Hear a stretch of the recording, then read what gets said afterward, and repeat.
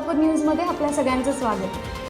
पुणे जिल्ह्याच्या पश्चिम घाटमाथ्यासह भीमा खोऱ्यात पडणाऱ्या मुसळधार पावसामुळे सोलापूर जिल्ह्यासाठी वरदायी असलेले उजनी धरण 100% भरले आहे। सोमवारी सकाळी उजनी धरणात दौंड येथून येणारा पाण्याचा विसर्ग 1,80,000 क्युसेकपर्यंत वाढला।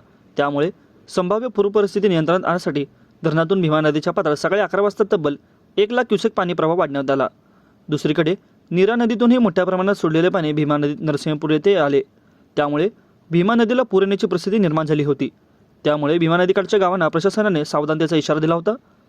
आता सध्या धरणात एकूण पाणीसाठा 117 टीएमसी असून उपयुक्त पाणीसाठा 53 टीएमसी म्हणजेच टक्केवारी 99% एवढी झाली आहे। पुण्यातील खडकवासला बंड गार्डनमध्ये दौंडमध्ये पाण्याचे विसर्ग 1,50,000 क्युसेकच्या पुढे सरकल्यामुळे उजनी धरणातील पाणीसाठ्यावर नियंत्रण करण्याचा भाग म्हणून धरणातून भीमेच्या पात्रासह धरणाच्या डाव्या आणि उजव्या कालव्यात तसेच भीमासेना जोड कालव्यातून पाणी सोडण्यात येत आहे।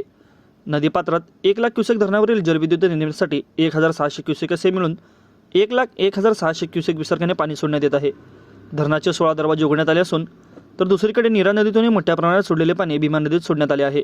त्यामुळे भीमेला पूर येण्याची परिस्थिती निर्माण झाली आहे। भीमा व नीरा नदीचे पाणी नरसिंहपूरजवळ भीमा नीरा नदीच्या संगमात मिसळते। नंतर हे पाणी भीमा नदीवाटे पंढरपूरच्या दिशेने येत आहे। त्यामुळे पंढरपुरात नदीला पूर येण्याची शक्यता आहे।